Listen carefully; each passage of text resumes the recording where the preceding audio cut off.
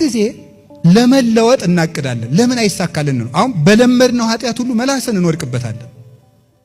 ለምንድን ነው ካላችሁ ንቃት ስለሌለን ነው። ንቃት ማለት ሰይጣን ቀድሞ በጣለን ነገር ሊጥለን ሲል ምክንያቶቹን ነቅተን መከታተል ማለት ነው። እሱን ማለት ነው። ምን ማለት እንደሆነ እንገራችሁ። ከቃሉ ጋር ናችሁ? ለምሳሌ አንዲት ሴት በዝሙት ደጋግማ የወደቀች ብትሆን እንዴት መንቃት እንዳለባት ልንገራችሁ። አንድ የሥራ ባልደረባዋ እንዲህ ይላታል፣ ዛሬ በጋራ የምናዘጋጀው ሪፖርት አለ ይላታል። ስንት ሰዓት እንገናኝ? ከምሽቱ 1 ሰዓት ነው የሚመችኝ፣ ቀን ብዙ ስራ አለኝ አላት። ኖ እዚህ ላይ ነው መንቃት የሚያስፈልገው። 1 ሰዓት ካለ ሪፖርቱ 4 ሰዓት ቢፈጅ እስከ ስንት ሰዓት ሊቆይ ነው ከቤት? 4 ሰዓት ላይ እራት ቀምሰ ሄድ ቢባል እስኪ በሉ ስንት ይፈጃል? 5 ሻይ ላፍላለ ቢባል 6 እዚህ በኋላ ምን ይሆናል? አልነገርም። መንቃት ማለት ምን ማለት ነው? መጀመሪያ ነገሮቹ ነገር ሊጀምሩ ሲሉ መከታተል ነው። መጀመሪያ ምክንያቶቹን ነው። ተዓቀብ እምንውሳት ከመይትደቅ በአብያት፣ በታላላቆቹ እንዳትወድቅ መጀመሪያ ከጥቃቅኑ ተጠንቀቅ ይላል መጽሐፈ መነኮሳት። እና መጠንቀቅ ማለት መጀመሪያ በለመድነው ነገር የሚከፍታቸውን በሮች ሰይጣንን እነሱን ነው ማየት። ኃጢአቱ ከደረሰ በኋላ ከመታገል መጀመሪያ ሊመጣ ሲል በር መዝጋት ነው። መንቃት ማለት ይሄ ነው። አላችሁን? ሌላው መትጋት ማለት ማዘውተር ማለት ነው። እስኪ ማዘውተር በሉ። ማዘውተር በሉ። እስኪ ካሁን በፊት የገቢ ማሰባሰቢያ ላይ ተገኝታችሁ የምታውቁ ሌላ ቦታ እጃችሁን አውጡ እንጂ በደም ከፍ አድርጋችሁ። ካሁን በፊት እኔ አልተገኘውም ለካ። እሺ እግዚአብሔር ይስጥልን። ስለዚህ እንንቃ በሉ እስቲ። መንቃት ማለት መትጋት ማለት ነው። እንግዲያው ምን ማለት ነው? መትጋት ማለት ደግሞ ማዘውተር ነው። እስኪ አንድ ጥያቄ ልጠይቃችሁ። ወታደር ስፖርት ይሰራል።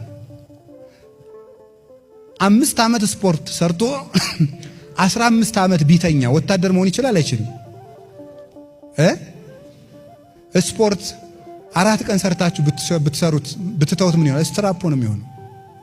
ስለዚህ ምን ማለት ነው? ማዘውተር። እስኪ ማዘውተር በሉ። ጂም በአማርኛ ምንድን ነው?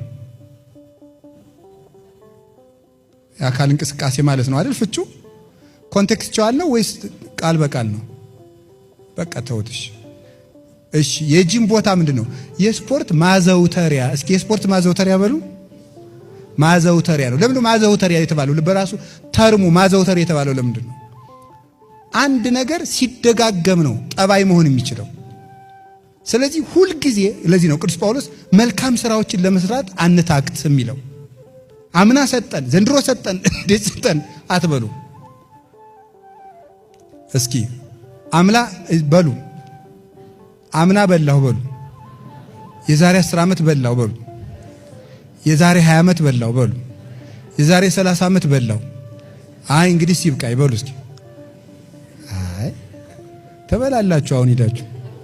ስለዚህ እንደዚህ ነው ማዘውተር አለ። ይሁን ካላዘውተርከው እንዴ የዛሬ ሳምንት ምን የመሰለ ሙክት በልቼ አሁን ኧረ አትልም። ዛሬም ትበላለህ ሽሮም ሆነ ቆሎም ሆነ።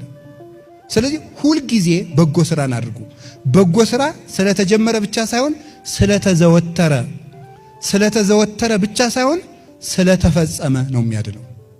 እና የእግዚአብሔር ቤተሰቦች መልካም ነገርን አክሊል እንዲያሰጣችሁ ከፈለጋችሁ አዘውትሩት። ጸሎት ለምሳሌ ሳምንት በወኔ የጸለያችሁ አትተውት። ጸሎቱ መብዛቱ ሳይሆን መዘውተሩ ነው። ባይገባችሁም አዘውትሩት። ቤተ ክርስቲያን መሄድን ጥሩ ሕሊና ባይኖራችሁም አዘውትሩት። ዝም ብላችሁ ስታዘወትሩት መጀመሪያ እርሻ ሲታረስ እናንተ አላረሳችሁም እንጂ እጅ እያመመ እየደማ እየተላጠ ነው የሚታረሰው። ከዚያ በኋላ ግን እሾህ የሚጨብጥ እጅ ማግኘት ይቻላል። ስለዚህ ስናዘወትር በሰይጣን ላይ ኃይል እናገኛለን። ነቅተን ቤተ ክርስቲያናችንን እንድንጠብቅ እግዚአብሔር ይርዳን። የሰላም አምላክ ኢየሱስ ክርስቶስ የሰነፈውን ልባችን በወንጌል ሰላም ያንቃልን። ይቆየን። ስብሐት ለእግዚአብሔር።